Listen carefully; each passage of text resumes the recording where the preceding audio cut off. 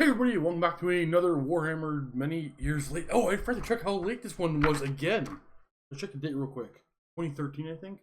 So this is going to be 7, 8 years late? No, it can't be only. This might be only 8 years late. I'll check that proper years late before I make a thumbnail for this thing. But we're doing Dwarves. It's been the most requested, so we gotta do Dwarves. There's going to be a little extra added on to this one because at the end we'll talk about how to create a Dwarf army in 2021 or beyond if you're watching this video later on, because some things are still available but not as many as other armies, but not as few as some. So let's go over the Dwarf book and then the caveats. There's a bunch of things I need to explain before I do a review. Just like every other video, I'm kind of define my terminology here because I'm going to review this book from a competitive standpoint. But what competitive means to me might mean something different to you. What I mean is I kind of break down gaming into 3 tiers. Goofing around play, where you just do whatever. And that includes narrative, competitive, and then tournament. Tournament is different than competitive for me. So what I mean is the standard match play type game where 2 people are going to play a game and both are going to try to win. Neither one of them is trying to do anything crazy tournament combo type thing, but they're both playing to win. That's why I'm going to review everything. Like, I'm going to say Unit A is slightly better than Unit B because it's like 2% more. But Unit B with the right amount of combos could be a good tournament thing. That's what I mean. I'm thinking competitive, like you're trying to win, but you're not trying to be that guy. So I'm going to take this book. And secondly, I'm going to review this book with just this book in comparison to 8th edition Warhammer 40k, or 40,000 Fantasy Battles. So there are a bunch of tournament comps out there back in the day that you still find the rules for most of them.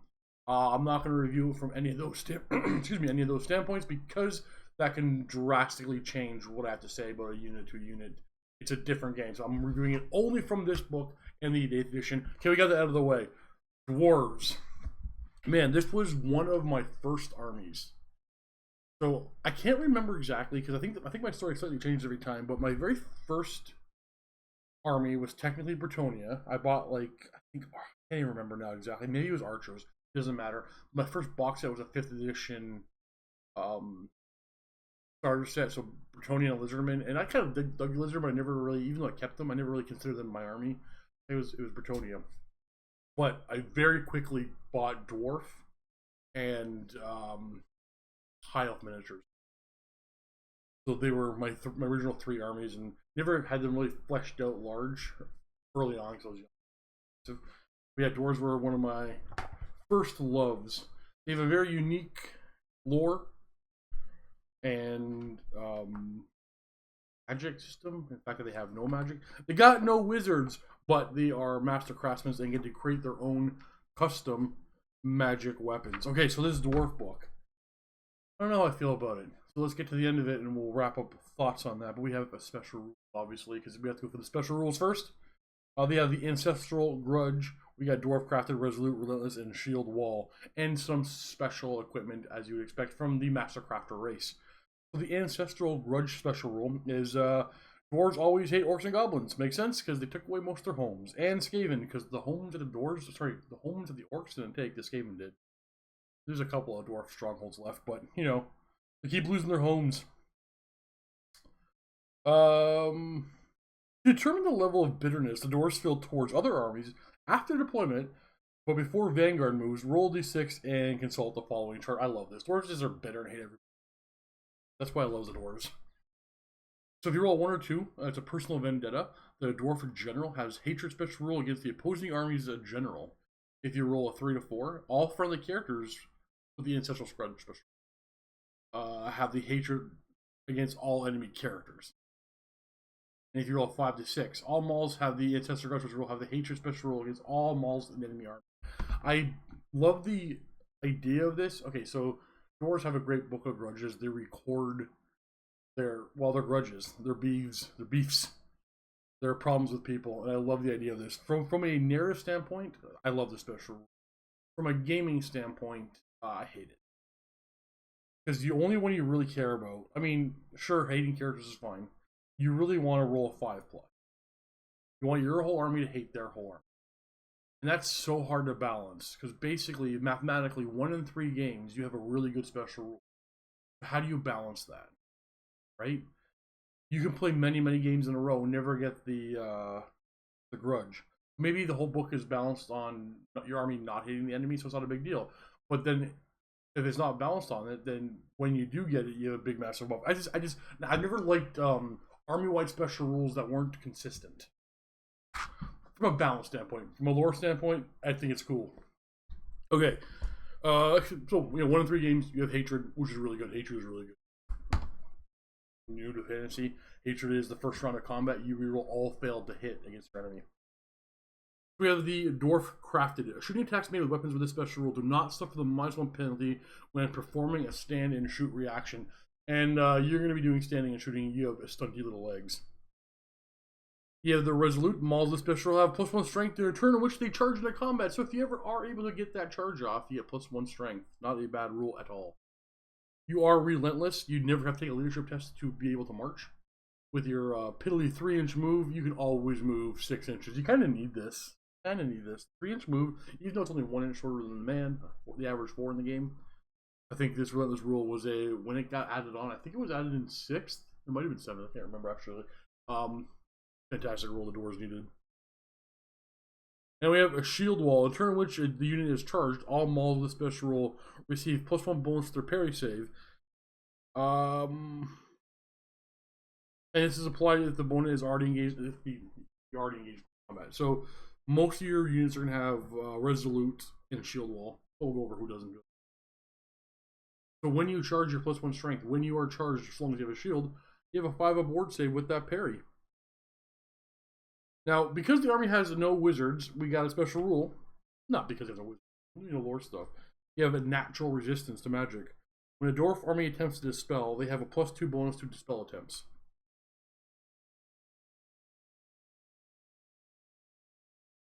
So if you, for whatever reason, I was just reading it, like give you the short word. If you, for any reason, maybe you got Dogs of War, you bring on a wizard. The wizard disrupts that natural resistance.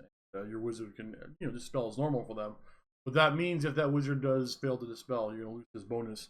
So you know what? There aren't allies that often in this. And we have special equipment. We have a Gromril armor. It is 4 up. It's armor. It's heavy armor type stuff, but it's 4 up armor save. It's like the Empire full plate armor. We got the Dwarf crossbow, which is 30-inch range, strength 4. Dwarf crafted, move or fire. So Dwarf crafted, remember, is just +1 to hit when performing a. No, sorry, you do not suffer the penalty from -1 to hit. The Dwarf handgun, exactly the same thing. It's a regular handgun, but it's got that Dwarf crafted. A Dwarf pistol has Dwarf, same as it's a regular pistol with Dwarf crafted. And that's it. Okay. We have Oath Stones and Shield Bearers. So Oath Stones, a unit that contains 1 or more Mauls with an Oath Stone can never choose to flee as a charge reaction. Which is not normally a good idea with dwarves anyway. And cannot be disrupted. You're always getting your rank bonus. And if any of your Mauls are armed with a hand weapon and shield, they can make parry saves against attacks made to their flanks and rear. So basically, narratively, you're still forming your rank and flank, but you're circling around the. Now, furthermore, a character with an Oath Stone must always accept a challenge. If your unit contains more than 1 character with an Oath Stone, you can choose which one of them will accept the challenge. Oath Stones are going to be, it's a pretty standard thing to bring. Shield Bearers are just guys that carry your lord around on 2 dwarves are going to hold a giant shield he's going to stand on. A Dwarf Lord with Shield Bearers adds +2 to his wounds characteristics and +2 to his armor save to a maximum of 1+. He can't dismount, he still benefits from lookout sirs. And he'll gain 2 more strength 4 attacks from the Shield Bearers.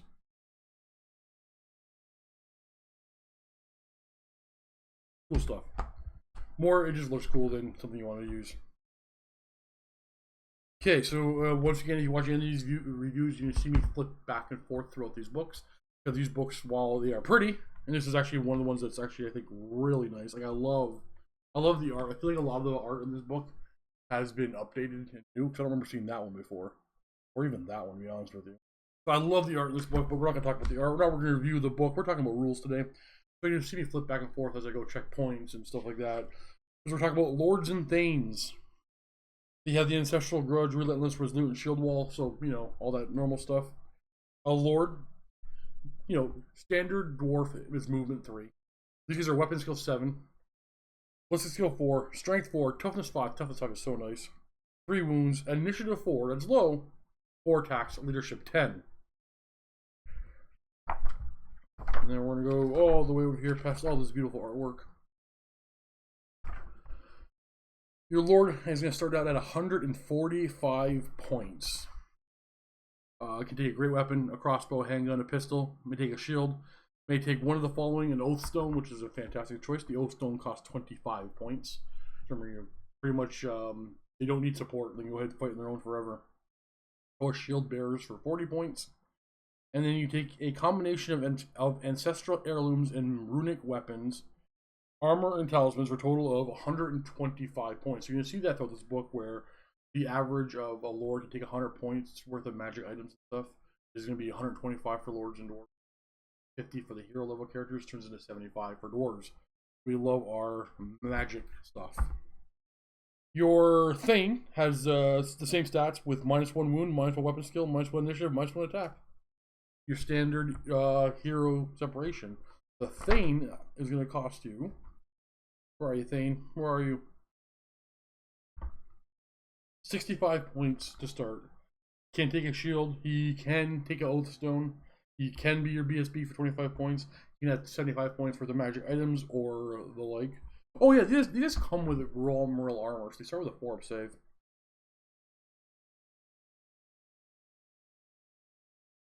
And let's go on to the next thing on the page. This is going to be Master Engineers.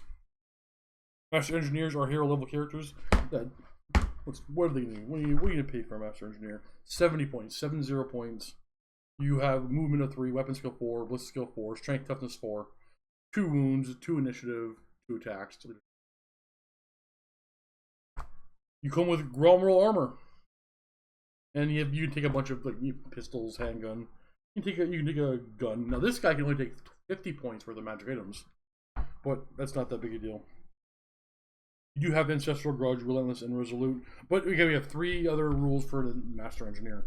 We have the Artillery Master. If a Master Engineer is not fleeing, a single war machine within 3 of him can use his ballistic skill and reroll 1 artillery dice in the shooting phase. We'll get to why that's really good when we talk about, you know, various war machines. Master Engineers are, I'm not gonna say to auto include, but like, you want to bring a Master Engineer if you're bringing war machines. This cannot be the artillery dice to determine the distance the cannonball bounces, but it's the flame cannon's burst of flame move.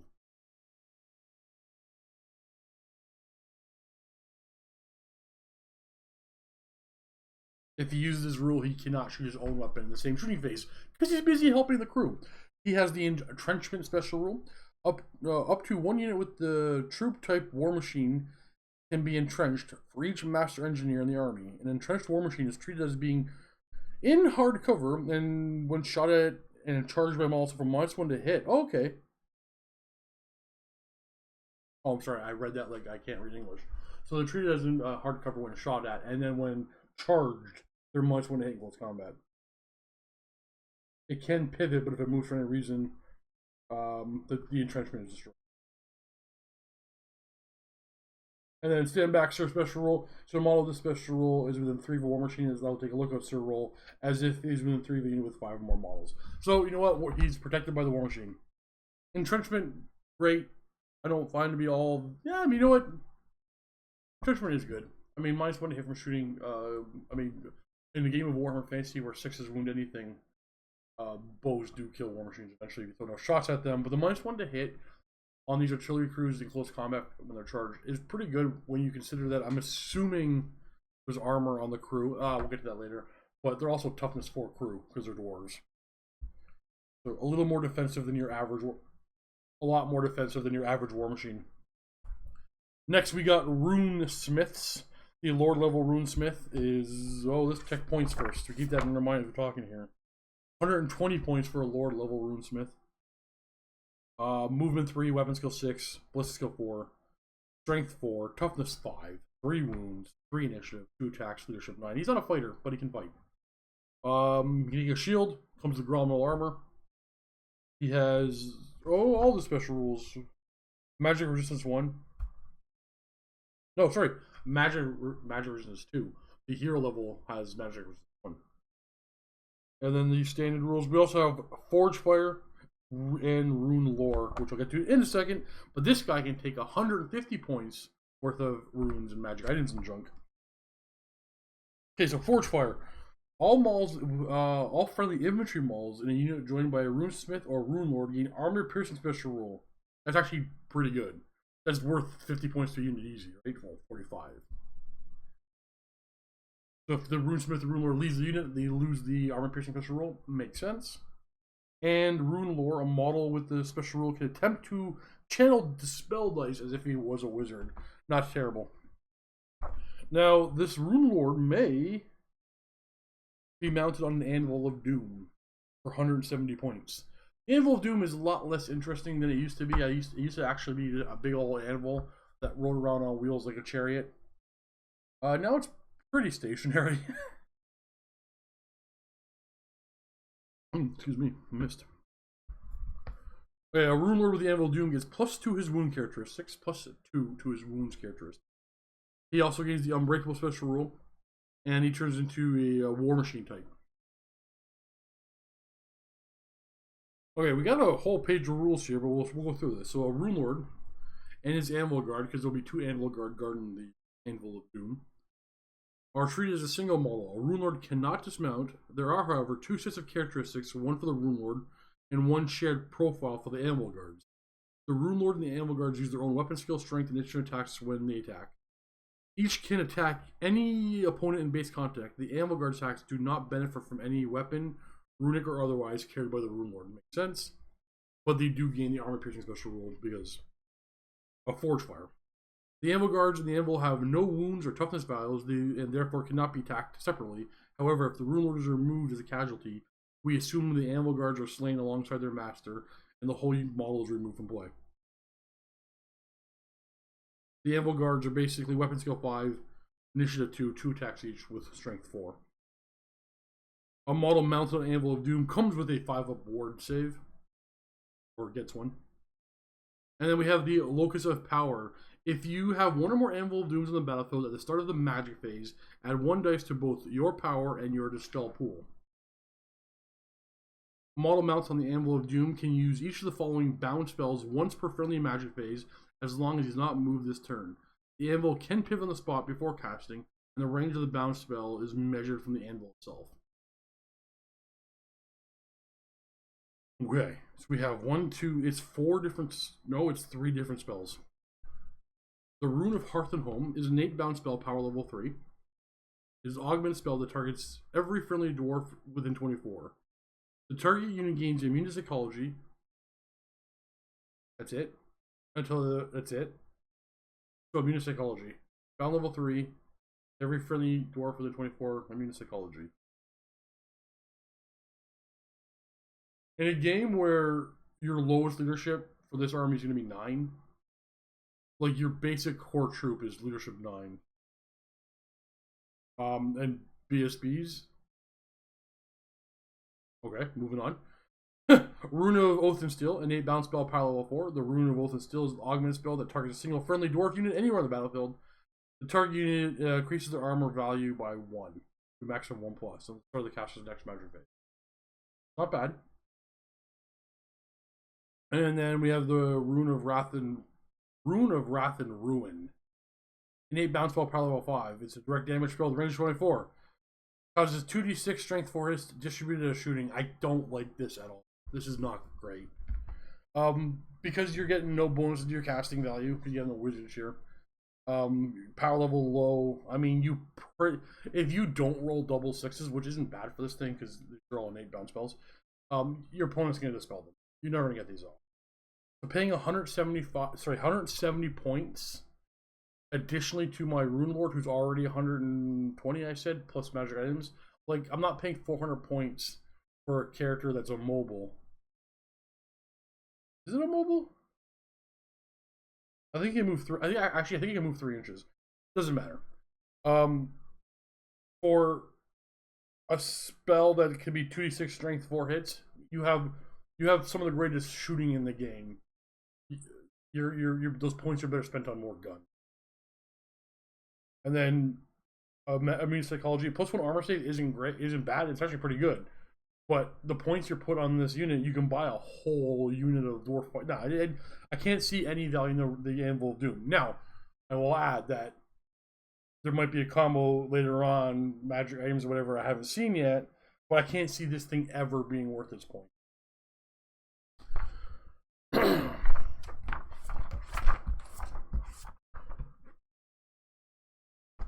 Okay, we're gonna move on to Dwarf Warriors apparently next. We're not gonna talk about the other characters yet because we'll just go in order.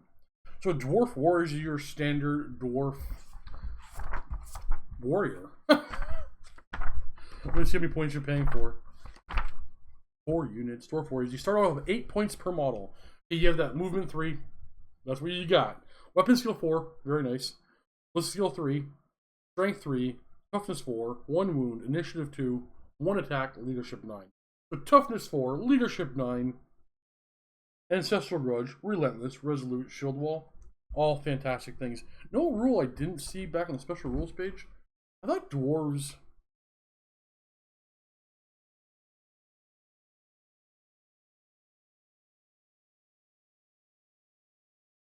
Well, they definitely used to have a rule they would overrun and flee -1 inches. Because they're stunty little legs. Is that gone? I am not seeing that rule anymore. So if you go back years and watch some of my old dwarf bat reps from literally years ago, I may have done them at running and overrunning at -1. Unless it would be on this page. Interesting. Yeah. So that's gone. I don't know. It's popped in my head that. Where were we? We're talking about. The core unit Dwarf Warriors. Leadership 9, toughness 4, standard heavy armor. Can take shields for 1 point per model, which you're always gonna do. Unless you buy great weapons at 2 points per model. I don't know if you want to buy both. You can make an argument for it. I'd rather have more dwarves. But so shields, fantastic. Block of hold the line. I mean, you're gonna be strength 4 when you charge because of resolute, and you're gonna have a 5-up parry when you're charged because of shield wall. All solid for 9 points per model for buying that shield. Or you can just take great weapons and be strength 5 all the time, or strength 6 when you charge. And then you can pay another additional point to get a little extra missile protection. But your toughness 4 or 5 armor save is already pretty decent missile protection.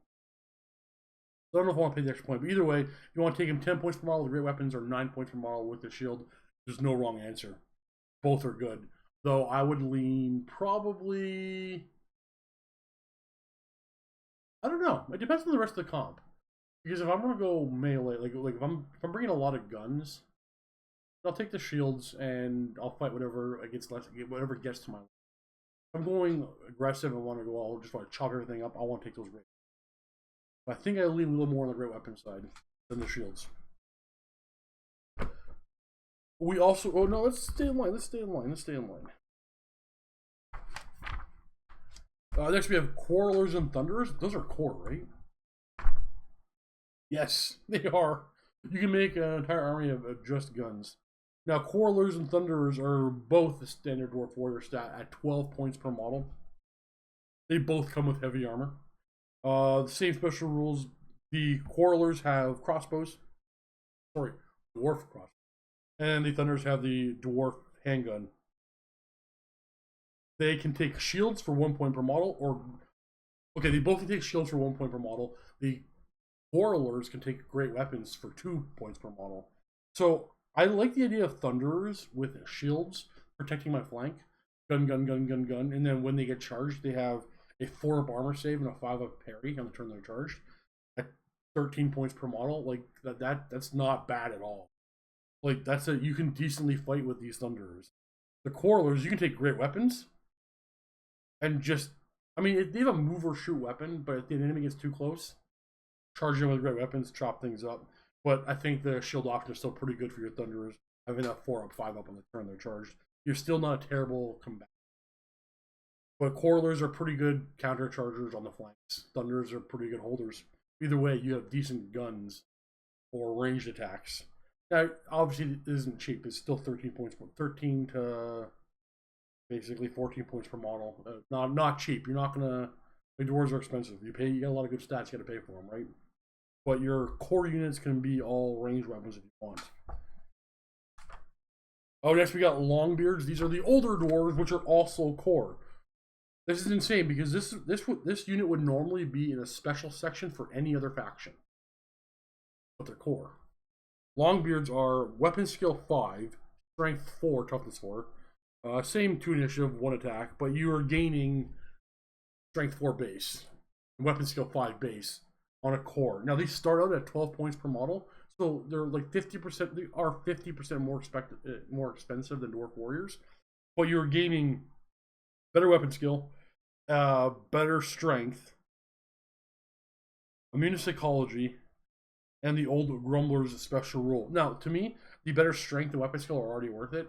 Immune to psychology, sure, great. I don't have to roll in. I mean, honestly, sometimes you do fail Leadership 9 rerollable fear test. These guys just won't have to. You have the old Grumbler special rule. It provides units with this special rule. So as long as you're not fleeing, like I say, friendly dwarves within 6 of Longbeards can reroll failed panic tests. That's not really gonna be an issue ever. Like the old Grumblers are the older guys. Like keep in mind, young bucks. It's a cool narrative thing. Honestly, I can never ever remember it coming up.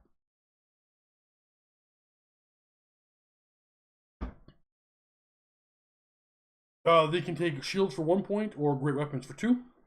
Now, great weapons, these guys become strength 6 all the time, strength 7 on the charge. Like they're gonna chop up anything with great weapons. And then being toughness 4, 4 up armor save, 5 up parry with those shields isn't terrible either. I don't know how I like Longbeards. I actually don't even know if I like Longbeards for. Like if I'm going with a shooting heavy army, I'm not gonna put my points in.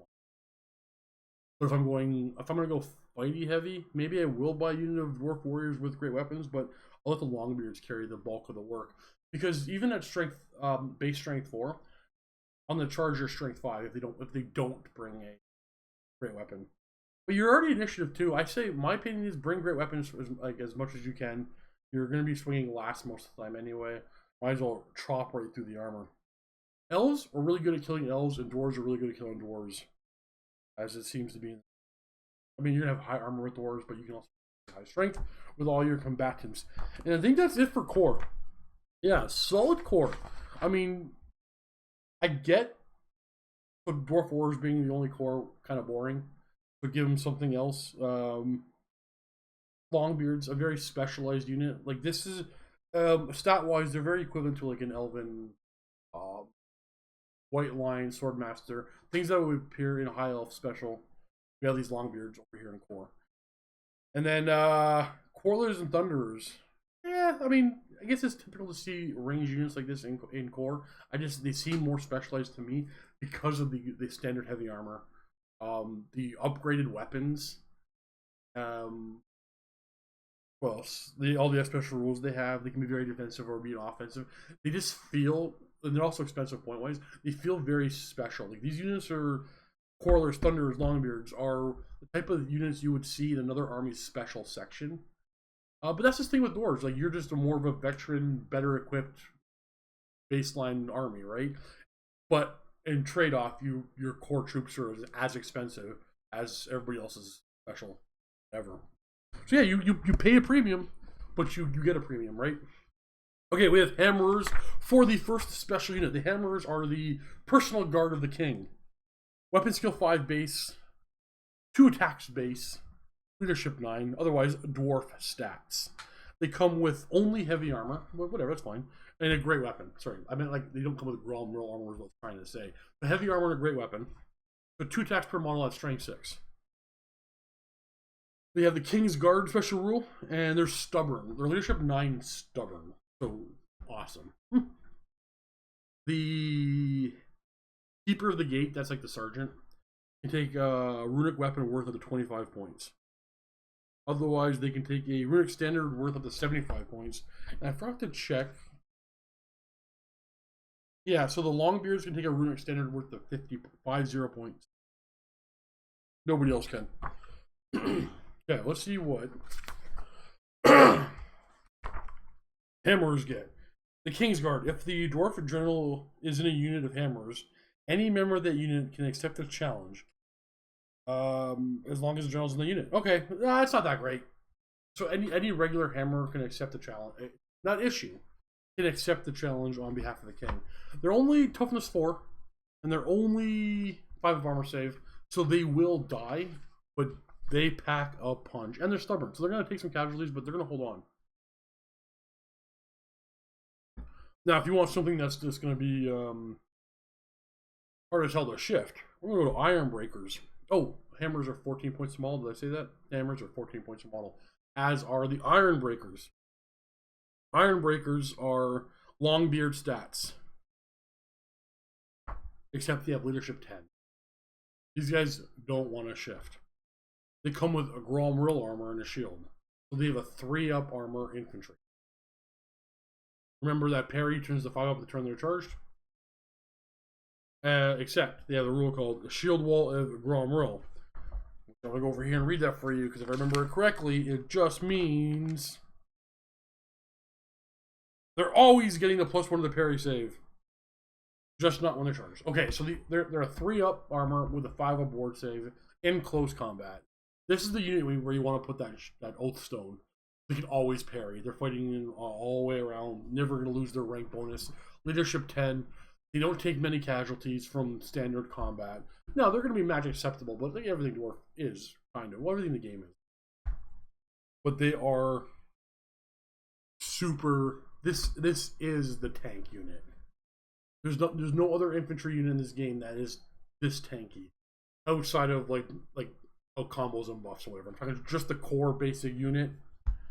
14 points per model. A shield, Gromrill armor, always getting their parry save. Leadership 10 base. Weapon skill 5 base. They have a magic standard worth up to 50 points. And the Ironbeard, that's the sergeant, can take a brace of Drakefire pistols. Which I think those are... I'm going to learn about those later, I think. Yeah, we're learning that next.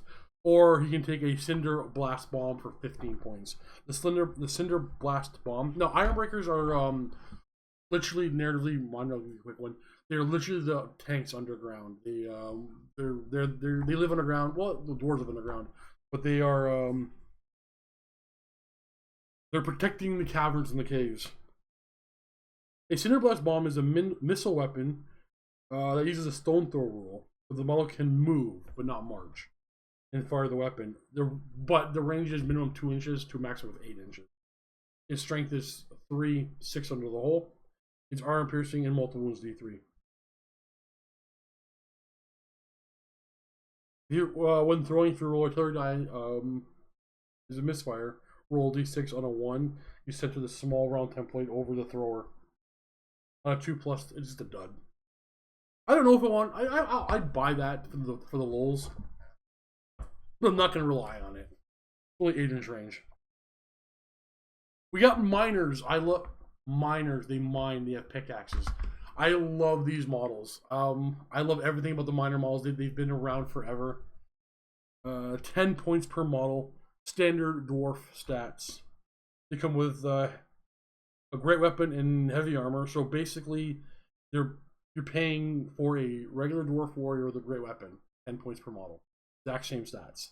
But you move them over the special section, and you're gaining some special rules here.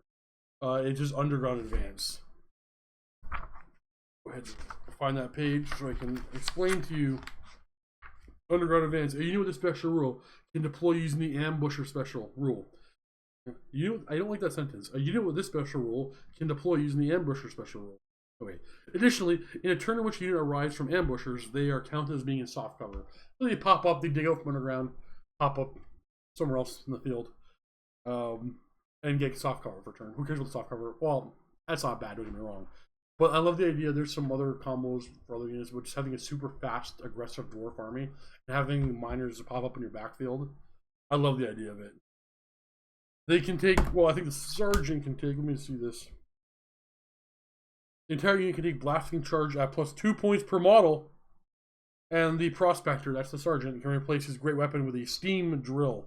What are those? Okay, first of all, blasting charges are 1 use only. It's a missile weapon with the following special rule: range 4, strength 4, armor piercing, flaming attacks, quick to fire. The entire unit must deliver blasting charges at the same time. No, it's not worth it. This is only range 4.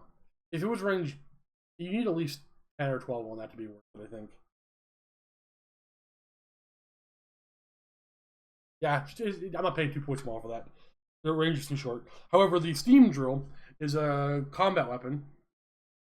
A minor unit equipped with a Steam Drill can reroll failed or rival for the ambush or special rule. Additionally, the Prospector can use the Steam Drill in close combat with the following profile. Oh, there's one more caveat. Hold on, let me finish this first. The strength is +3. Always strength slash requires 2-handed. It's just a great weapon that gives you additional strength. But you need to reroll your. I would do it. It's 25 points.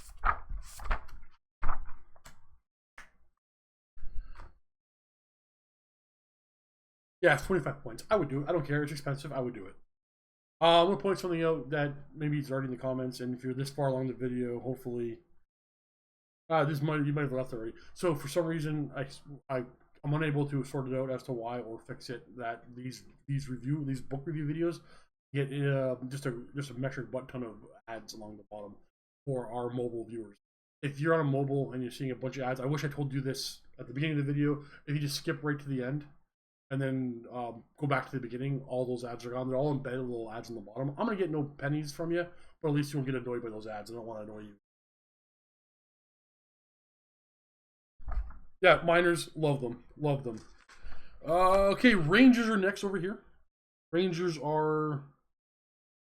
Oh, they got to be special, right? They're not in order. Are Rangers rare? Rangers are rare. Rangers are 14 points a model. They have standard Dwarven stats. The Sergeant is called an Old Deadeye, which will have ballistic skill 4 instead of 3. They have throwing axes, a dwarf crossbow, heavy armor, and a great weapon. They have all of the stuff. And they have the Scout special rule for the rare slot. It's expensive. And they take shields for 1 point per model. You already have throwing axes. You already have crossbows. You already have great weapons. You want shields as well? I mean, they'll look really cool in the field with everything glued on them. But, you know, Scout. It's Scout Rangers. Now, with great weapons, this is a unit I use with, we'll talk about it later, but a list of where you just, everything's super aggressive. You'd have some Scout Rangers, some Miners, and some Vanguarding Horde. You know, whatever. Rangers, expensive, point-wise, but, you know, not that expensive. I'd do it all day long. Why are you going to Dwarf Artillery? Where's my Slayers? I feel like there's a page ripped out of this book. Oh no, I just skipped one.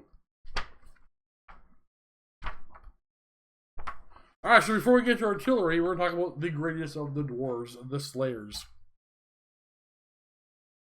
So dwarves that have done or caused some shame or whatever, for whatever reason they have chosen to take the black, I mean, become Slayers.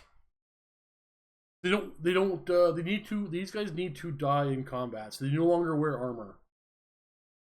They use rendered hog fat to spike up their hair bright orange. And cover themselves with tattoo. I love everything about Slayers. Okay, so Slayers are a special choice at 12 points per model. They have weapons. They have standard dwarf stats, except they are leadership 10, which is not that big a deal because they have death blow, Slayer axes, Slayer cult, and unbreakable. So you don't really care about leadership 10 too much, other than some spells. In an array, their equipment is an array of axes. They have many axes, a great weapon, 2 hand weapons, whatever they want. The Giant Slayer is the Sergeant. Can take Oh, interesting. I never caught that. So Giant Slayer, first of all, any Slayer in the unit can be upgraded to a Giant Slayer. You can have as many Sergeants as you want. That's always been the case.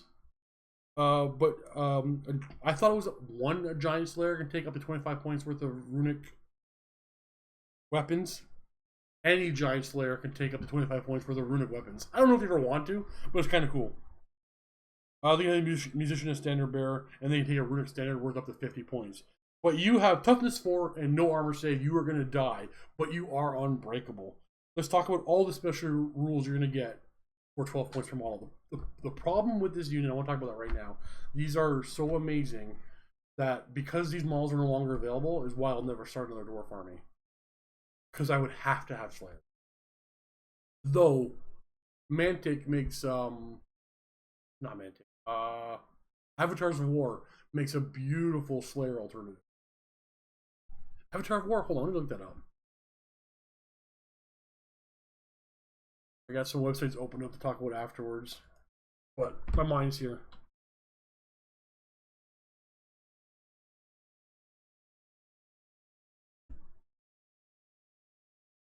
Avatars of War, is that what it is? Okay, sorry, just bear with me a second as I just search the net. I'll definitely show you these guys if this is. Yeah, it's gonna be these guys. Okay, we'll look at these later. Okay. So the special rules these Slayers come with is the first one is gonna be Death Blow. And model with this special rule, I gotta stop covering up the microphone with my book. Model with special rule is reduced to 0 wounds by close combat attacks or stomps, but not impact attack. He can immediately make a single death blow attack before he's removed as casualty. A death blow attack can be resolved against any model in base contact with. It's unusual sequencing aside, it is resolved exactly like a normal close combat attack. If he's slain in a challenge, he gets a death blow. But obviously at the challenge. This only really comes up when the unit's at the end of its life, because you kill anything in the front line, the next model's gonna step up and take its place. So you don't really gain anything from death blow until there's nothing left to fight back. Alright, the Slayer special rule. Slayers ignore penalties to strength and always cause a wound on a roll of a 4+. Unless we need a lower resolve.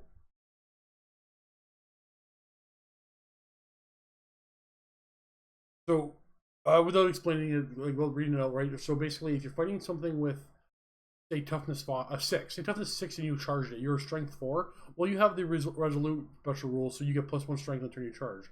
You're strength 5. But it's toughness 6. You'd be wounding on a 5.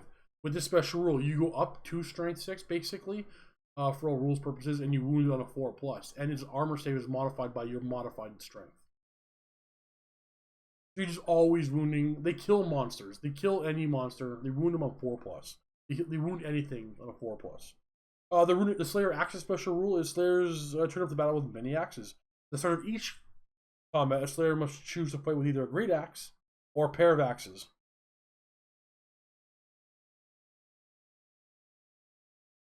Now, if you have a runic weapon, because you have a giant Slayer with, you bought some runes for it, which we'll talk about in a minute, you lose that special rule. You have to use your runic weapon. Slayer cult. Only models with the Slayer special rule is allowed to join Slayers. Kind of obvious. It's a very typical Unbreakable thing. Furthermore, Slayer characters can never be the army's general or join any unit of, other than Slayers. So we have talked about Slayers and Giant Slayers. Sorry, just doesn't matter. We have 2 more levels of Slayers. We have a Hero level Slayer and a Lord level Slayer. That is the Dragon Slayer, Hero, and the Demon Slayer, Lord. The Dragon Slayer is Weapon Skill 6, Strength 4, Toughness 5, 2 wounds, 4 attacks. No, 4 initiative, 3 attacks. Leadership 10. And then the Dragon Slayer has, when attacking monsters, the Slayer's attacks have the multiple wounds D3 special rules. The Demon Slayer has Weapon Skill 7, 3 wounds, 5 initiative, 4 attacks. Leadership 10. And then the Demon Slayer has any ward saves successfully made against attacks made by a Slayer must be rerolled.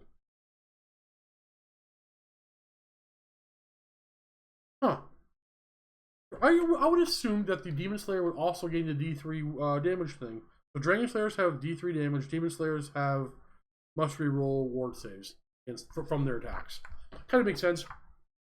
Dragons have a lot of wounds and demons have ward saves. Let's figure out the points for these guys. I think this is going to be a longer video than I thought it was, but that's okay. Demon Slayer start off at 140 points and can take runic weapons worth up to 100 points. You may take runic weapons up to 100 points. Only weapons. And the Dragon Slayer, 70 points and can take up to 75 points worth of runic weapons. I feel like the Demon Slayer got shafted here. Okay, I think we're on to artillery. I'll make sure they're not anything else. No, we missed Iron Drakes. Sorry, trying to follow everything in order makes it difficult sometimes. So I'm gonna go find Iron Drakes first. And we'll talk about them. Alright, here we go. Iron Drakes. They are a rare unit. A rare infantry unit. They are 15 points per model. They come with a Drake gun and they have Forge proven Gromril armor. So 4 armor save. And no standard special rules. The Iron Warden, the Sergeant, can take a brace of Drake fire pistols or a Troll Hammer torpedo. And they can take a runic standard worth up to 50 points. And the Iron Warden can also take a Cinder Blast bomb. Which I believe, yeah, that's the thing we talked about from the Ironbreakers. I believe, the Ironbreakers and the Iron Drakes are the same plastic kit. You can make either one of them out of it. Okay, so Iron Drakes, keep in mind they're a rare unit. They are weapon skill 5, strength and toughness 4, initiative 2, leadership 10. These guys are like the Ironbreakers. They live underground. Well, again, all the Dwarves do. But their job, yeah, whatever. Okay, so the Drake gun they come equipped with is range 18, strength 5, armor piercing, dwarf crafted, so you get that no penalty for stand and shoot. They are flaming and quick to fire. You can move and suffer no penalties. But is quick to fire also, you can always stand and shoot with it as well, no matter what range. Yeah. So their forge-proven Gromril armor is a 4 armor save, a 6 up ward save, and a 2 up ward save against flaming attacks. So it's Gromril armor with a built-in 6 up ward, and fire don't hurt you. So okay, it's a solid shooting unit, especially with being strength 5 armor. The brace of pistols that the Iron Warden can take is range 12, strength 5, armor piercing, dwarf crafted, flaming attacks, multiple shots too because it's a brace of pistols, and quick to fire. Not terrible. How many points are they paying for that brace? Oh, it's free. You just swap your gun for it. He does have better ballistic skill. Ballistic skill 4 instead of 3, so you would lose a little bit of range, but you gain basically additional shot. It's not terrible. The problem is, not the problem, I would just take the torpedo, which is a 20-point upgrade for the Iron Warden. It's a missile weapon with the following profile: range 24, strength 8, flaming attacks, multiple wounds, D3, slow to fire. So it is slow to fire. That means you can't never stand and shoot with it,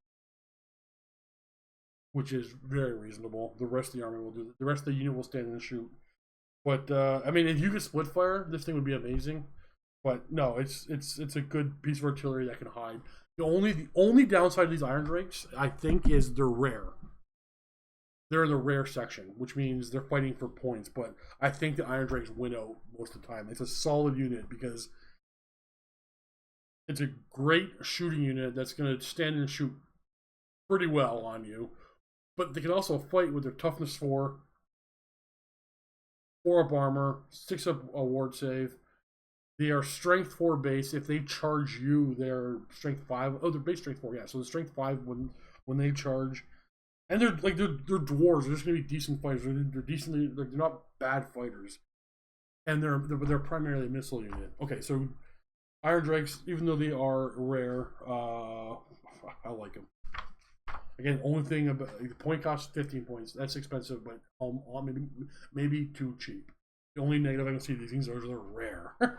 All right, let's talk about all the artillery. let's start with the cannon. It's just a cannon. It's stubborn. All your war machines are stubborn. And they have Ancestral Grudge. Which one was that again? Oh yeah, they might hate your opponent's army. Okay, cool. Cannon, nothing special yet. How many points are you paying for a cannon? Ooh, cannons are not rare. Cannons are special. 120 points for a dwarven cannon. It's just a cannon that has the Ancestral Grudge and Stubborn special rule. The Grudge Thrower is a stone thrower for 80 points, and it's a stone thrower with Ancestral Grudge and Stubborn. The Bolt Thrower is 55 points. These are all special so far. It's a Bolt Thrower with Ancestral Grudge and Stubborn. And then, actually, we'll talk about that before we move on. All three of these war machines may take up to 100 points worth of engineering runes. And that's where they get real special. And we'll talk about the runes later, but we have 3 basic war machines that can be augmented, upgraded, or changed the way they operate with runes. Next, we're talking about the Gyrocopter? Yeah, the Gyrocopter. The standard dwarf thing. This is actually a 5th edition metal Gyrocopter is the first model I've ever painted to completion when I was a kid. I remember it very clearly. Okay, so Gyrocopter is 80 points. Its movement is 1. It flies. Weapon skill 4, ballistic skill 3, strength 4, toughness 5, nice. 3 wounds, initiative 2, 2 attacks, leadership 9. You have a hand weapon and a steam gun for equipment. Special rules are armored copter, dive bomb, fly, and relentless. You can exchange the steam gun for a brimstone gun for free. And up to half the gyrocopters in your army, rounded down, may have the vanguard rounded up, may have the vanguard special rule for 20 points. A dwarf army may include up to 6 gyrocopters and up to 12 in a grand army. So your standard 2,224 point game, you have up to 6 gyrocopters. I don't know if you ever want to. 3 is where I pushed it. 2 of them to have vanguard and 1 to sort of not. But gyrocopters are, I think. Well, okay. If I'm playing dwarves, they are a must include. I need all the mobility and the shenanigans that they provide for playing Warhammer. No, they're not like if you don't. You can absolutely play dwarves without them. You can play very castle-y and very and don't need to worry about these stuff. But the way I like to play, I think gyrocopters are an auto include. Okay, so dive bomb is armored copter. This means it's a 4 bomber safe. Dive bomb once per game during the remaining moves subphase. A model of the special rule may drop bombs unless they are fleeing or have declared a charge that turn. To dive bomb, select 1 unengaged enemy unit the gyrocopter is moved over that turn. Determine the damage caused by the bombs. Roll an artillery dice. This is the number of hits inflicted. If a misfire is rolled, the gyrocopter takes a single wound with no armor saves allowed. Gyrocopter bombs have the following profile: strength 3, armor piercing, and they may not make any other shooting attacks that turn. It just good for hitting skirmishers. You're not going to get a whole lot of hits, right? You're going to get 2, 4, 6, 8, or 10 hits at strength 3, armor piercing. Once per game, and you can't fire anything else. I like the steam gun go. So this is only for when this, in my opinion, for when the steam gun doesn't give you a real good target. The steam gun is a tier drop template, strength 3 armor piercing. That's so good. Now against a skirmishing unit, it's not gonna get that many hits. But your standard 8th edition rank and flank unit, the steam gun's gonna get you a lot of hits. You can upgrade that steam gun to a brimstone gun for free? Yeah, for free. The brimstone gun is range 18, strength 5, armor piercing, dwarf crafted, flaming attacks, quick to fire, and multiple shots D3. If he had better than ballistic skill 3, I would consider this option. Otherwise, that steam gun is just too interesting. It's too valuable, I think, for the way I like to play. But multiple shots, quick to fire, flaming attacks. I mean, it's not a bad gun. It's just that the steam gun is just so much better.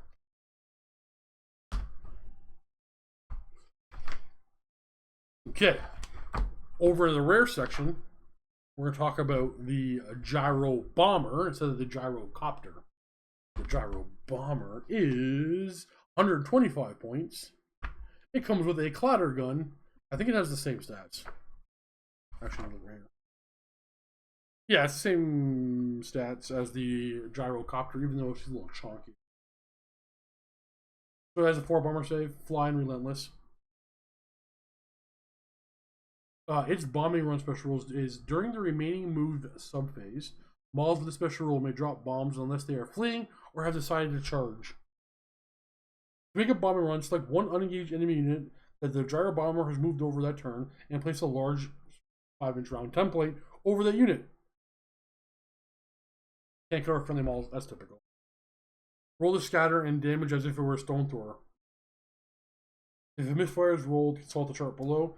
Armor piercing, multiple wounds D3, and the stone thrower is it's basically only strength 6 instead of 9. So strength 6 under the whole, 3 otherwise. The misfire chart is you roll a 1. The Gyro Bomber suffers a strength 6 hit with multiple wounds D3. Jammed, place a 3-inch round template over the Gyro Bomber before scattering it, and then resolve it as normal. And dud, only the model under the hole takes a strength 4 hit. Nothing else happens. The rest of the blast doesn't matter. But I mean, you can do that every turn if you want. The clatter gun it comes with is 24-inch range, strength 4, armor piercing and dwarf crafted, multiple shots 4, and quick to fire. I don't know. I think I like the idea of what they're trying here. I just think the Gyrocopter, the steam gun, is where it's at. But you know what? I haven't played around with the Gyro Bombers. I wonder if dropping a 5-inch template all the time. I mean, a lot of armies it'd be terrifying. Some armies it's only strength 3. I'm not overly terrified of it. Man. You know what? Oh, I know what happened here. There's a reason why I never played around with a Gyro Bomber. It's a rare choice. The slot's already too hotly contested. If it was a special choice, I would definitely see using Gyro Bomber. Because it's rare, I'd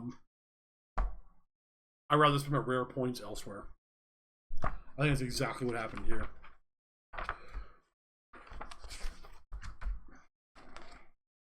Okay, there's 2 more war machines we need to talk about, both in the rare slot. The Flame Cannon, which we'll do first, is going to start you off at 140 points and can take up to 50 points of runic engineering runes. Sorry, I forgot to check how many, if any, the Gyrocopter can take. Nothing for the Gyrocopter, and nothing for the Gyro Bomber. So no runic engineering runes for the Gyrocopter. The Flame Cannon, 50 points of engineering runes on a 140 point war machine. Okay, what does she do? It has a sheet of fire rule. Flame Cannon shoot using the fire thrower rules of the Warhammer rulebook. In addition, multiple wounds D3 special rule. Nice. However, the Dwarf player can also pump extra steam to fire the supercharged flame shot with the following profile and special rules: range 12, strength 5, flaming attacks, multiple wounds D3. So you fire as if it's a fire thrower from the rulebook with D3 wounds, or you can pump more into it. It becomes range 12, strength 5. You can place a template 12 inches up. Strength 5, flaming attacks, multiple wounds D3. Okay, how to fire this? So you pick a point within 12. There's a small marker, a coin will do, it says, in the correct position as a reminder. Using your tape measure, extend the shot line from the flame cannon's barrel all the way to your target point. Roll your artillery dice and extend the line away from the flame cannon the number of inches shown. This is where the teardrop template is placed. After that, work exactly as if a normal rules for a fire thrower. So you just it's like a lizardman salamander. You just pick a point where you want to start where you want to like aim the teardrop template, and then it's still going to go forward. Artillery dice worth of inches. It's going to go anywhere from 2 to 10 more inches forward. You know, to make a flame cannon shot where the template could hit your friends. You roll a misfire while shooting. So for -1 penalty, black powder war machine misfire charge. So it is more susceptible to exploding than other machines. Without this special rule, I think this thing would be way too good. But at least it's got a little more unreliability. But then you have runes to help it back up again. Okay, and then I'll talk about the terrifying organ gun, which is 120 points, and it can take 50 points worth of engineering runes. Oh, you know what?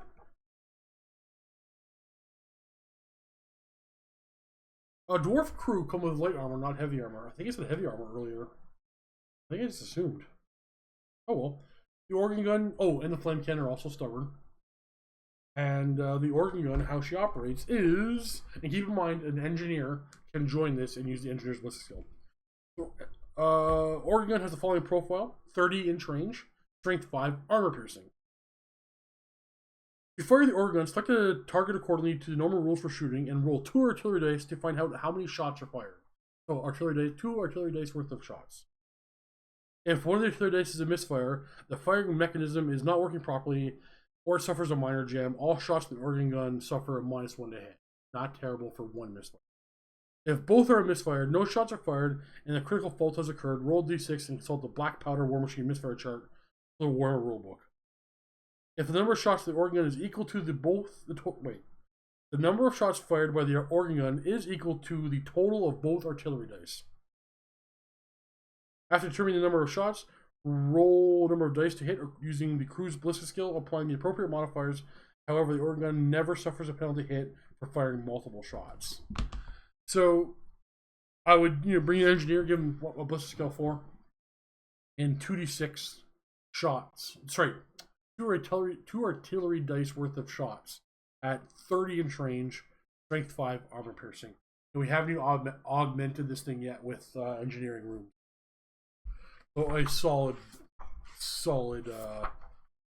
war machine. Now we need to talk about runes. We've been talking about runes a little bit here and there. Oh, again, once again, we're not going to go over named characters. They are named special characters, named characters.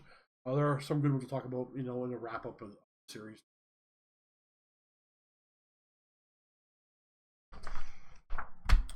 But dwarves. Oh, actually, before we get to runes, one thing real quick. We have ancestral heirlooms. It's the magic items in the book for dwarves. They only got 6. Who cares? They have the runic system, which we'll go over in a bit. So the magic items you can choose from this book, ancestral heirlooms. We have the hammer of crack, I'm not even gonna try to pronounce it. Terak Draz for 65 points. Attacks with the hammer are resolved at +3 initiative. And any models that suffer 1 or more unsaved wounds from it have their own initiative reduced to 1 until the end of the close combat phase. Never ever gonna. I'm not even gonna discuss why that's bad. Never gonna use that. Terrible. Well, hold on. I just thought of okay. So it's situational. You swing first with this character. Hopefully, you get a wound off. Because hopefully your strength 5 because you charged. And you did 1 wound to the thing, and then the rest of your dwarves can beat it to death before you. No, I don't even for that. I don't care. No, I don't like it. It's terrible. The red axe of Terak 8 peaks. 50 points. The red axe allows the wielder to reroll the hit into wound rolls against all models from the Warhammer, Orcs and Goblins, or Skaven. And you cause terror to those two. It's too situational. I mean, you literally have to know what you're playing against to ever bring this, which means it's a terrible magic. Who cares? Who cares about these heirlooms? We don't care about these. It's all about rooting. The magnificent armor of Borek Beetlebrow for 60 points is magic item. Magic armor. The armor is the 2+ armor save. In addition, 3-up ward save against all attacks with strength 6 or higher. Not terrible. Rune items are better. Silver Horn of Vengeance for 45 points. 1 use only. The Silver Horn of Vengeance can be used at the start of any friendly turn. Its wielder and all friendly units within 6 have the Devastating Charge special rule at the start of their following turn. In addition, the unit joins causes fear in all Mauls, High Elves, Dark Elves, or Wood Elves. The rest. Devastating Charge, it's not as good. Nah, it's 45 points for probably 10 more attacks. It's not terrible, but I don't know. You have to charge. And you have stunt to your legs. You're most often going to get out. The Fire Ring of Thori, 35 points. Gives the bearer strength 4 breath weapon with a flaming attack special rule. That I like. Mostly because it's going to add 2d6 strength 4 hits into combat. And then for 100 points, Banner of the Lost Holds. All models in the unit that carry the Banner of the Lost Holds can reroll failed wound rolls in close combat. That's 100 points. I like that, but it's 100 points. But rerolling all fail to wound? Yeah. That's worth 100 points. And it's not going to be that hard to keep that thing alive. With him being a dwarf. Okay, let's talk about runic items. So dwarves don't have wizards, but they craft very special magic items. They engrave and stamp in runes in their items that they create. So without giving all the reading the entire page of rules, is you can put up to 3 runes on an item. Weapon runes on weapons, armor runes on armor, engineering on war machines, basically like that. They have the rule of 3. You can only have 3 runes per. If you inscribe runes on a great weapon, it loses its great weapon property, but you still have to use 2 hands. You lose your buff, so you engrave it onto a single hand. There are master runes. Only 1 master rune can be put on an item. For example, you can't put on, what's the first page? Well, you can't put on the master rune of Skelf Blackhammer on a sword, and then put an axe. I'm sorry, and then put on the master rune of smiting on the same axe. You can only have 1 master rune per item, and no more than 1. No, sorry. No. You cannot replicate the same combo of runes. So there's a very good rune. It's a 5-point rune for armor. I think it's called the Rune of Stone. It's been a while since I looked at these. Yeah, the Rune of Stone for 5 points. You can engrave armor with the Rune of Stone as +1 of the bear's armor save. If you put on 3 runes of stone, it doesn't increase it by 3. Other runes would do that; it would triple up the effects. But this one tells you only 1 rune of stone can go on armor. But if I take my runesmith and give him the Rune of Stone, I cannot, and then give him nothing else on the armor. I can't give the Rune of Stone to my lord, or Thane, and just the Rune of Stone. So I can't create the same item twice. So a raw metal armor with just the Rune of Stone, I can't do that twice. But I can maybe put the Rune of Stone and the Rune of Impact on a Thane, and then put just the Rune of Stone on somebody else because it's a different combo. Those are the basic rules of runes. Let's talk about what they are and what they do. Okay, so for weapon runes, we have the Master Rune of Skelf Blackhammer for 75 points. It will wound any model not in magic armor on a wound roll of 2+, regardless of the armor's toughness, the model's toughness. If you have magic armor, at the roll of 3+3. 75 points is too expensive. The Master Rune of Smiting for 60 points.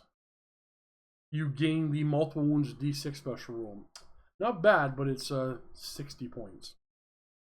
We have Master Rune of Elric the Mad for 50 points. Armor saves cannot be taken against wounds caused by the Master Rune of Elric the Mad. That's a typical 50-point. You can't take armor saves.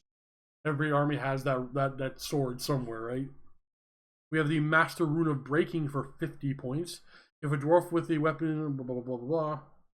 If you score a hit against an enemy with a magic weapon, the magic weapon is destroyed on a d6 roll of a 2+.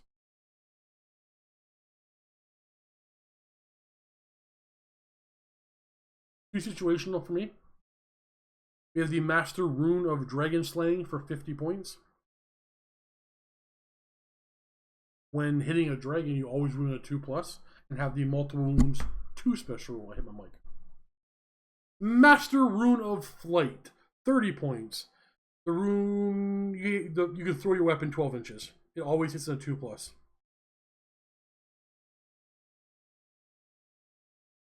Otherwise, you can use in close combat as normal.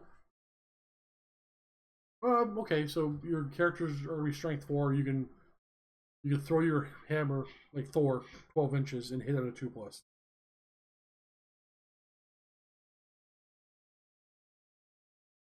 Yeah, I can't. Yeah, that's it. Master Rune of Snorri Spanglehelm, 25 points. The weapon will always hit on a 2+. Master Rune of Swiftness always strikes first. And now we're going into the regular weapon runes. So we have the Rune of Demon Slaying, 25, 50, or 125 points.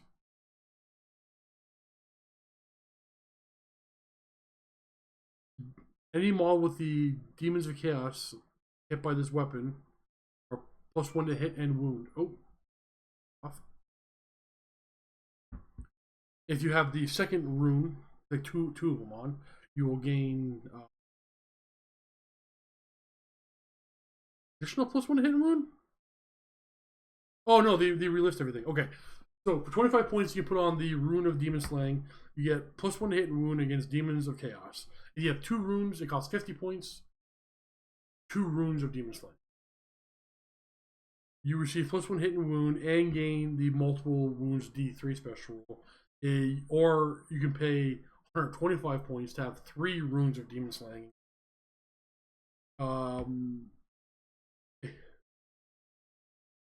It's hit and wound? Yeah.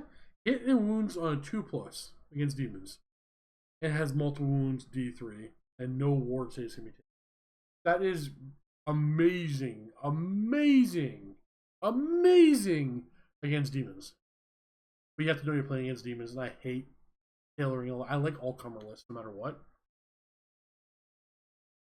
Like if I was new, if I was playing, because I don't know what I'm playing against, I'm never going to bring these runes. And if I knew I was playing against demons, I'm going to feel bad taking these runes as tailoring.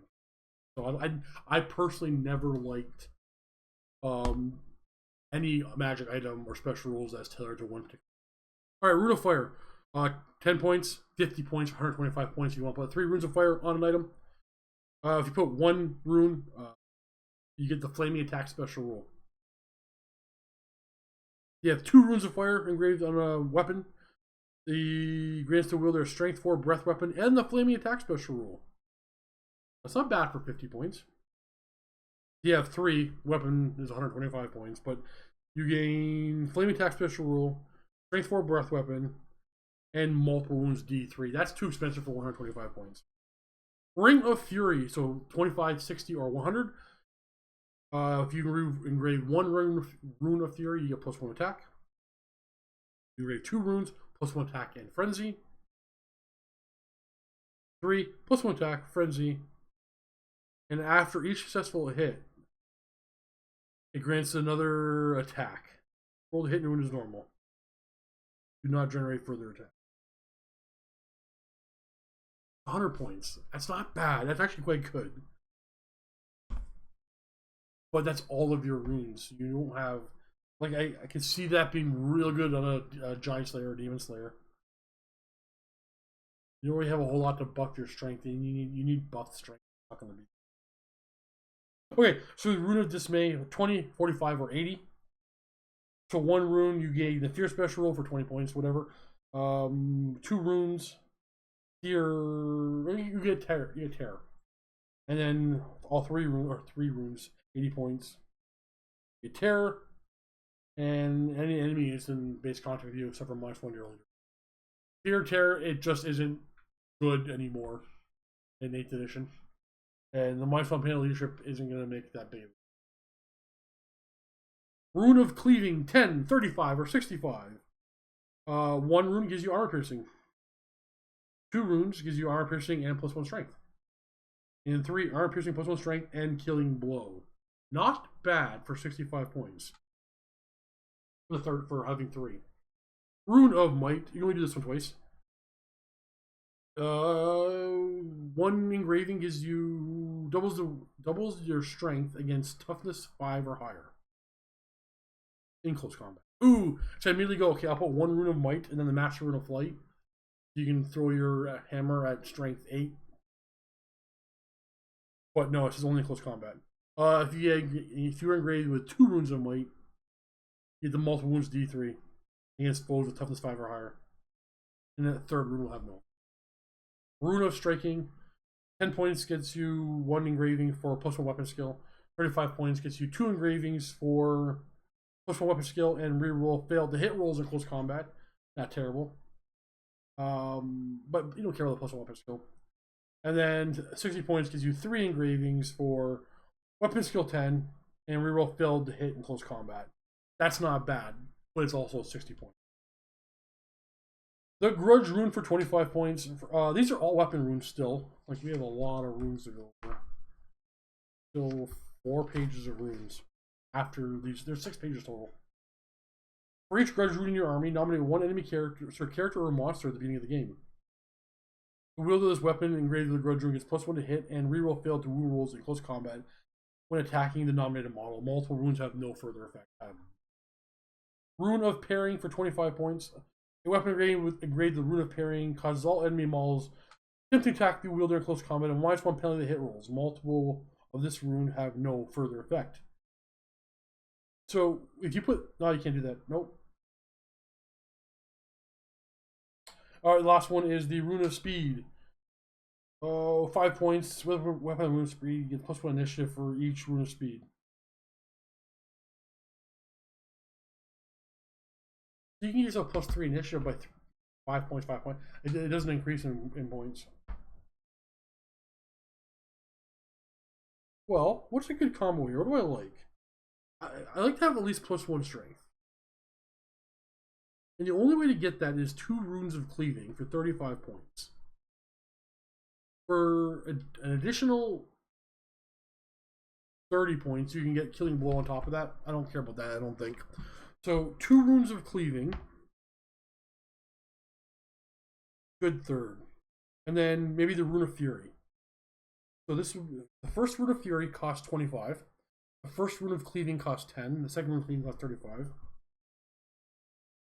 70 points.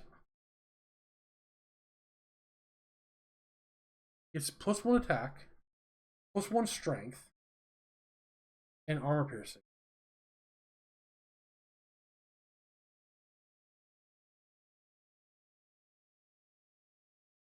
I don't like that. Never mind. I'd rather just take a Sword of Might. Can you even do that?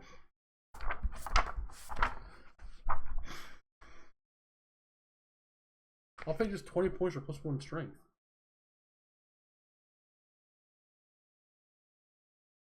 You can't even do that. You can't take the generic ones. Well, that's a little boring. That's a little unfortunate.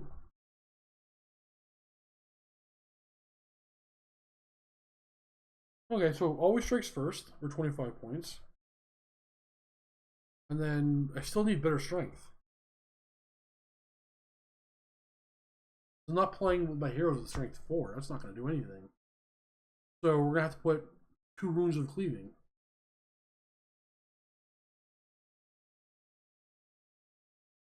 Oh, sorry. I added the Rune of Cleaving twice to the... I paid for the Rune of Cleaving too many times. So 35 points for 2 engravings of Rune of Cleaving. And then 1 Fury is 60 points for +1 attack, +1 strength, and armor piercing. That is 5 points overcosted, I think, but that's not terrible. But if we do swiftness and strength, it's also 60 points. So +1 strength, armor piercing, and either +1 attack or always strikes first. I wouldn't mind either one of those 2 combos.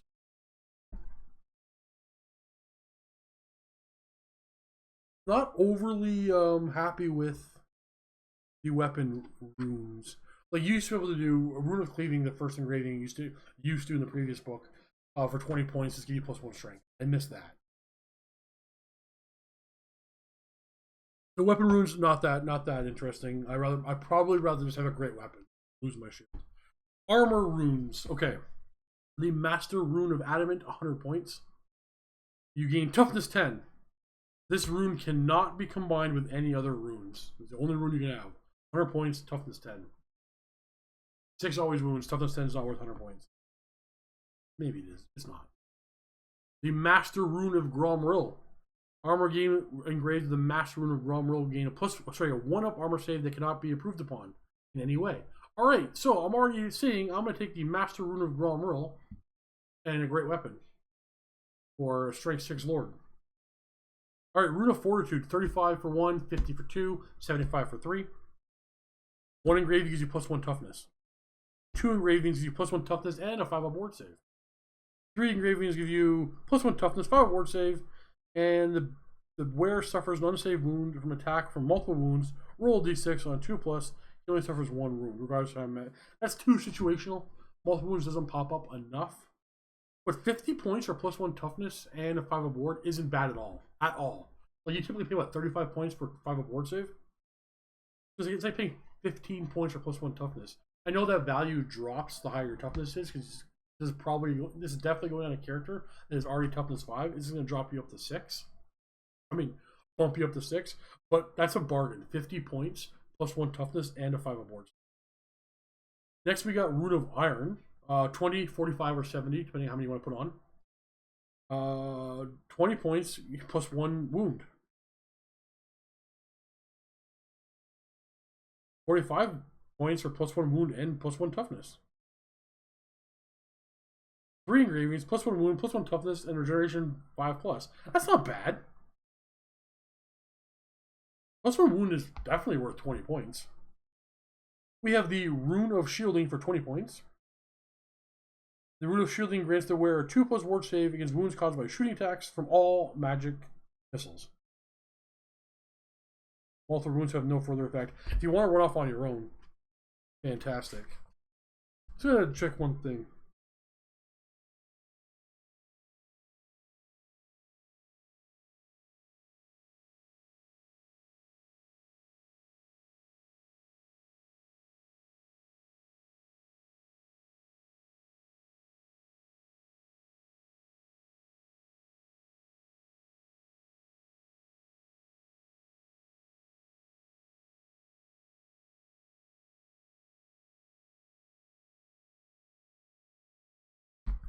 Oh good, I thought I was missing something.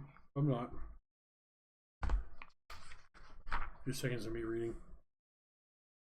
No editing in these videos, guys, sorry. Where did I leave off? Rune of Preservation for 25 points. A Rune of Preservation grants the bearer 2-up ward save against effects of Killing Blow and Heroic Killing Blow. Multiple runes have no further effect. Rune of Impact for 10 points. Armor engraved the Rune of Impact grants the bearer Impact takes 1. Multiple runes have no further effect. 10 points, whatever. And then Rune of Stone, 5 points, +1 to your armor save. So Master Rune of Gromrill, 30 points, 1-up armor save. The Rune of Fortitude, Rune of Iron, I like both of those. I mean, you do have, like, I wouldn't mind putting, yeah, I'd put 2 Runes of Fortitude on my Runesmith all day long. Give him toughness 6 and a 5-up ward save for 50 points. He's still gonna buy 100 points from other runes if he wants to. Same thing with a Rune of Iron. I'll give him. I'd pay 70 points for a Rune Lord, and +1 wound, +1 toughness, regeneration 5+. Rune of Shielding I don't care about. And Rune of Stone you can use all over the place. You can use as often as possible. You might use Rune of Impact to help create a non-unique magic item, but I like the runes have taken a bit of a hit over the previous book. Alright, we got Banner Runes. We have the Master Rune of Groth 1 Eye for 75 points. A standard with the, this is obviously for magic standards. I mean, standards that can be engraved with runes. It has Stubborn. Oh, sorry, it grants Stubborn to all dwarves within 12. All friendly dwarves. Not a bad rule at all. Okay, we have the Master Rune of Stromney Redbeard for 75 points. The Master Rune adds a further +1 bonus to the bearer's combat resolution. Oh! To all dwarf units within 12. 12 is not the easiest thing to do. You have to be really tight, but dwarves kind of want to be that way anyway. That's not a bad rune. Master Rune of Velaya for 65 points. The standard confers +2 bonus attempts to all dispel magic by the owning player. All remains in place spells are immediately dispelled on a roll of d6, on a d6 roll of 3+. At the start of each friendly magic phase. Roll separately for each remains in play. That's actually a solid, that's a very solid runic standard rune. Banner Rune. I mean, you get an 8+2 to dispel, and now you get another +2. So yeah, at least you're gaining the same dispel as every other army who has level 4, because in 8th edition everybody has level 4. And then you remove remains in play spells on a 3+. I'm seeing less and less remains in play as I go on. Maybe it's the way we're playing lately, but either way, I think this is a solid Banner Rune. Master Rune of Grungni, 60 points. This is for the Battle Standard Bearer only.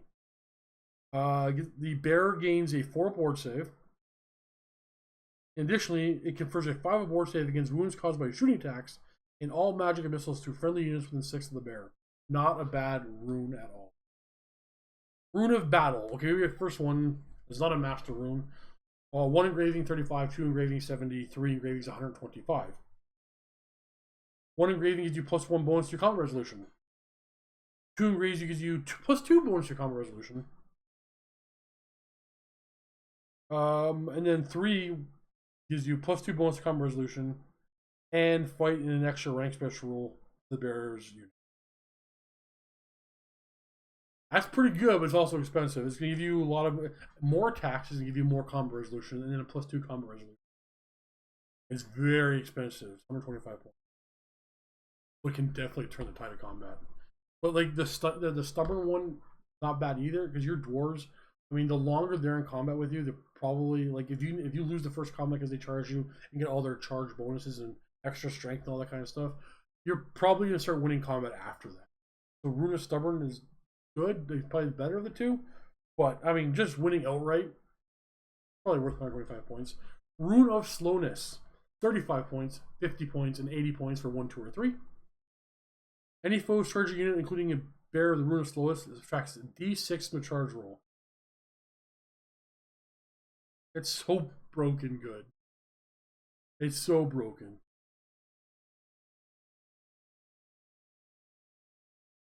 It should be like once per game. If the enemy fails by contact, the rules are failed charged by his armor. 2 runes for 50 points. The second rune of slowness means a foe rolls 2d6 and must choose the highest dice when subtracting from charge distance. Oh.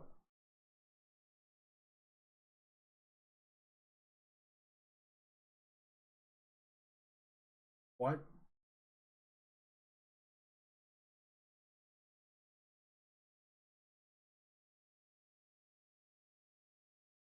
Okay, I get it. So for 35 points, they roll their charge and then they subtract these. 50 points, they roll their charge and then they roll 2d6 and subtract the highest of them. And third,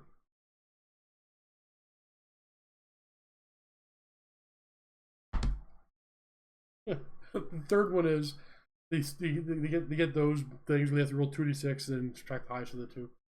But if they still make it in, they gain always strikes last. That's dirty. I like 80 points worth of Rune of Slowness. Well, like any Runes of Slowness. Oh, that's so good. Rune of Sanctuary. Oh, solid. This is one. Like I would say, put runes on everything. Put runes on any banner that can take. The Rune of Sanctuary. 15 points, 30 points, 45 points. Magic resistance 1, 2, and 3. You can have magic resistance on various levels and all your units if you want.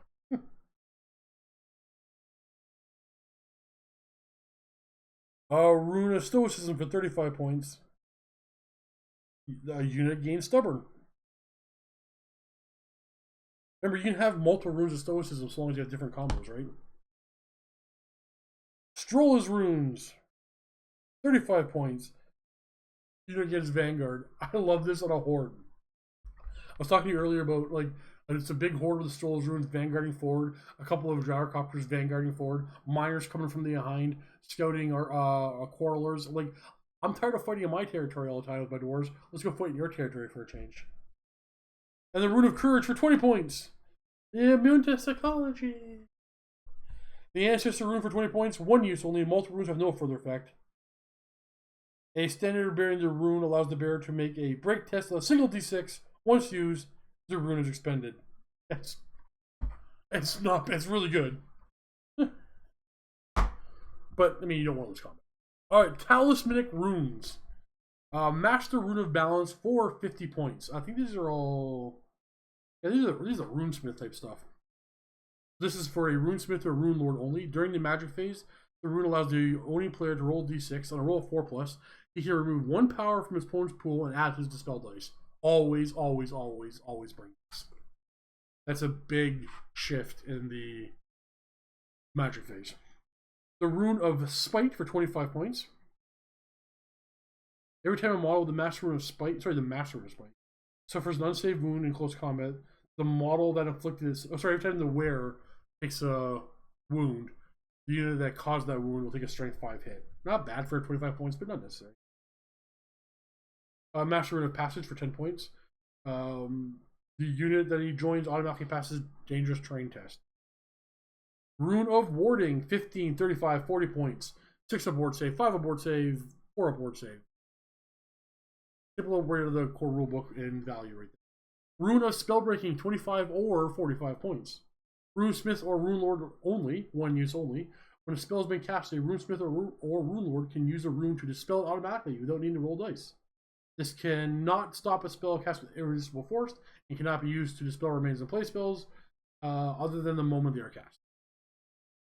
The second rune of spellbreaking maintains its previous effect, and after the spell is dispelled, roll a d6. On a 4+, enemy spell is lost to the wizard casting it and cannot be cast by him for the rest.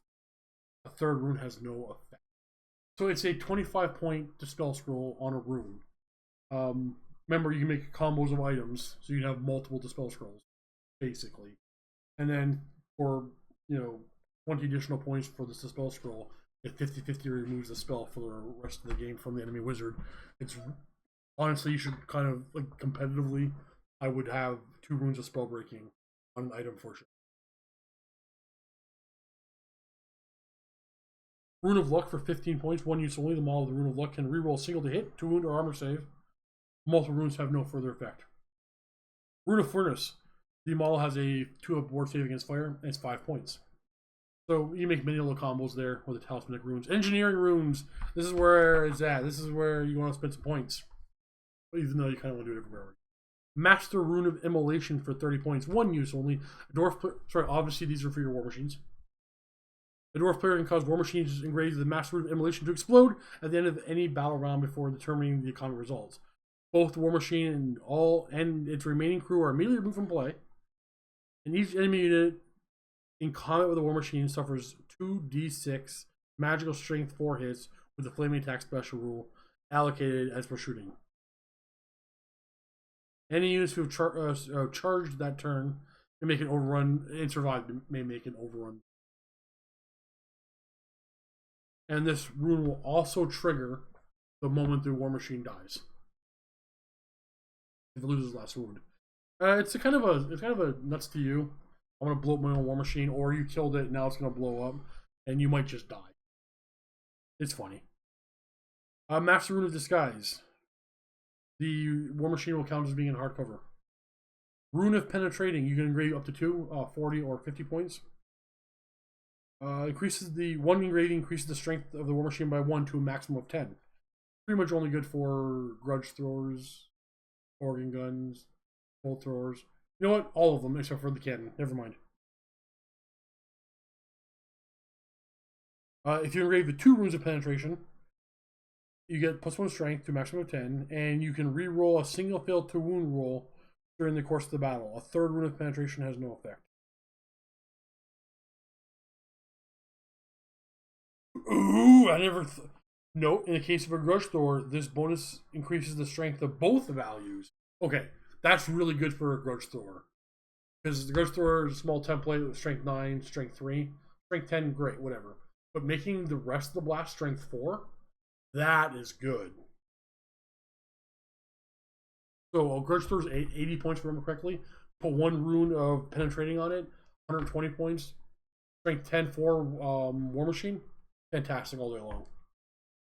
The stalwart rune for 15 points or 30 points. You get +1 to the combat resolution of the crew for 15 points. You put 2 runes on there, you're unbreakable. Kind of funny. Rune of Accuracy for 25 points. The war machine engraved with the Rune of Accuracy has a +1 to hit. If it does not have a ballistic skill, you can reroll the scatter die. Ooh, okay. So I like 1 rune of penetrating and 1 rune of accuracy on a grudge thrower all of a sudden, and then obviously a rune of accuracy on organ gun. How could you not? 25 points. Further runes have no effect. You can't put 3 runes of accuracy on the thing.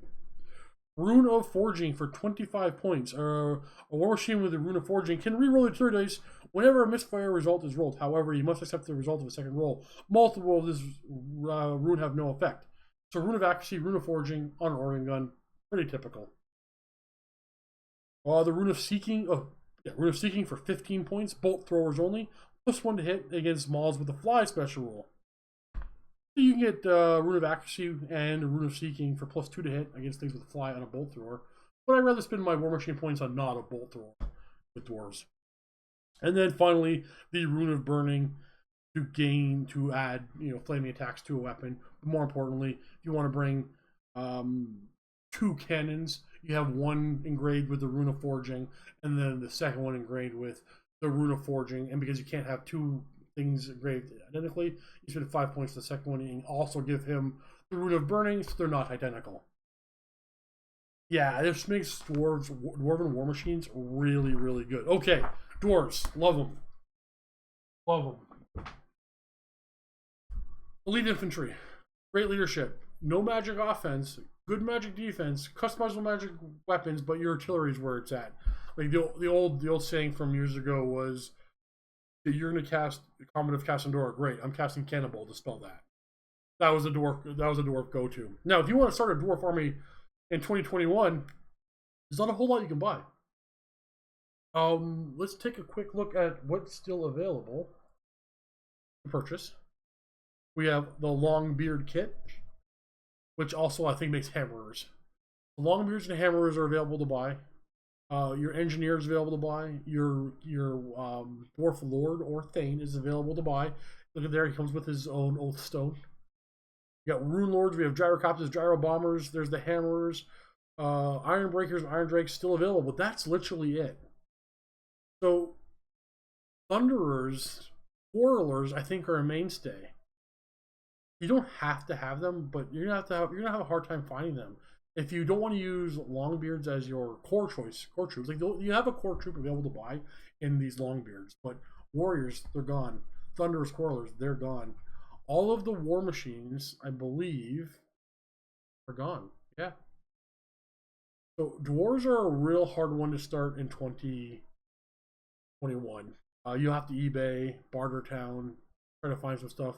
If you want to make a pure dwarven fighting army, infantry army, you buy yourself a king, convert yourself to a BSB because you have to have a BSB. You need a rune lord, a couple of gyrocopters, a big old horde of Longbeards, maybe a unit and a half to fill your minimum core. You can't afford, or you can't find war machines, so maybe you get to use some gyro bombers because they're in the rare spot. Ironbreakers and hammers are 2 solid infantry choices. They're not bad. Your problem is your core is not available, and your war machines aren't available. That's a big hit. Your core is not available for the most part, other than Longbeards, and your war machines aren't available. That sucks. But Iron Drakes still are, and they are fantastic. Now, Avatars of War still has these boys. I love these models. You have no idea. Better shot. These are, they call them Seekers. These are perfectly acceptable and perfectly scaled dwarf slayers. So let's see, do they have an acceptable just war machine? No war machines, eh? Well, you can buy clan warriors from them.